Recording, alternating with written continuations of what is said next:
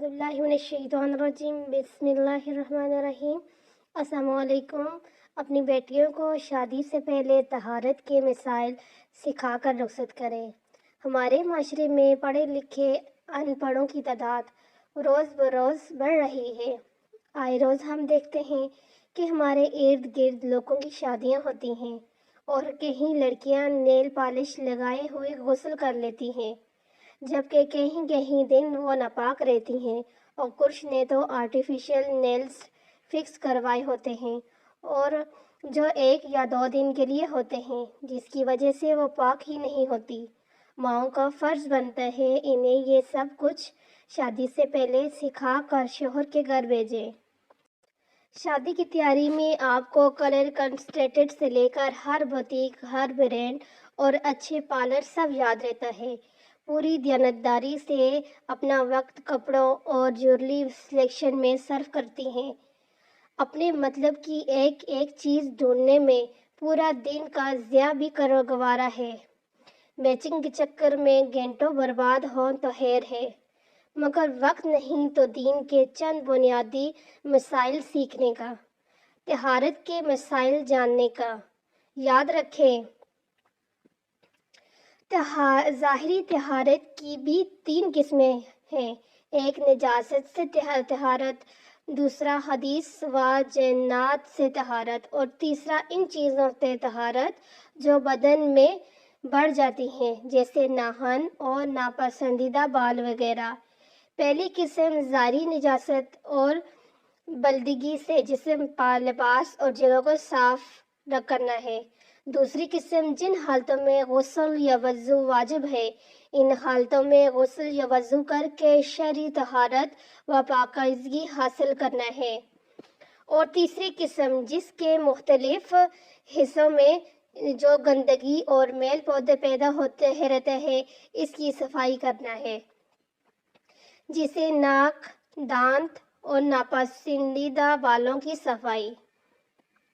اسلامی عقائد میں جو اہمیت توحید کی ہے، وہی حیثیت عبادت میں طہارت کی ہے۔ جیسے توحید کے بغیر کوئی عمل قبول نہیں ہو سکتا، ویسے ہی طہارت کے بغیر کوئی عبادت قبول نہیں ہو سکتی۔ جس طرح ہم توحید کو مذہبی عقائد کا اصول سمجھتے ہیں، اسی طرح طہارت پر بھی اپنی عبادات کا دارومدار بھی مانتے ہیں۔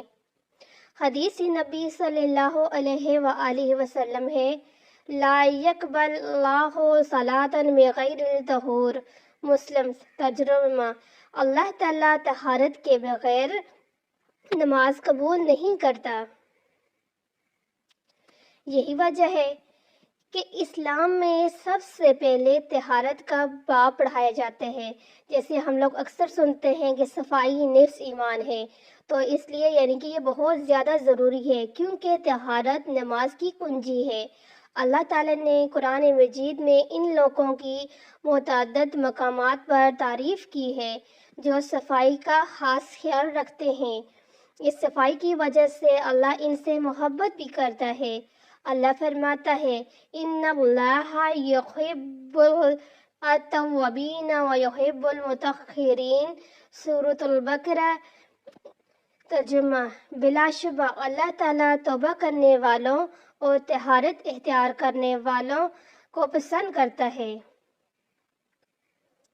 اللہ تعالیٰ ہمیں عقائد و اعمال کی پاکیزگی کے ساتھ ساتھ ظاہری و باطنی ہر قسم کی نجاستوں سے طہارت و پاکیزگی اختیار کرنے کی توفیق عطا فرمائے، اور جو بنیادی عقائد ہیں طہارت کے، ان کو سمجھنے کی، عمل کرنے کی توفیق عطا فرمائے۔ اے ماؤں، اللہ کے لیے کچھ وقت نکال کر اپنی بیٹیوں کو جنابت و طہارت کے مسائل بھی سکھا دیا کریں،